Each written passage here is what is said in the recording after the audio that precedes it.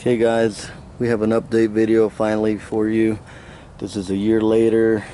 We're just showing you an update of what's been going on with the JB weld fix. And so let's get to it. Before we go any further, I just want to tell you guys that we do live in Utah. We get snow, we get hot summers, so a lot of weather can affect different things on a car. And that's just a little bit of information you should know. But alright, let's show you how it looks. So if you don't know what we're doing, go tune into my other video. I'll leave a link in the description box. So we're going to zoom in right now to the JB weld fix. I'm going to show you guys what's going on. So as you can see here, there's a little bit of blue dried up coolant. It looks like it didn't seal all the way, but it doesn't look like there's sign of any recent leakage.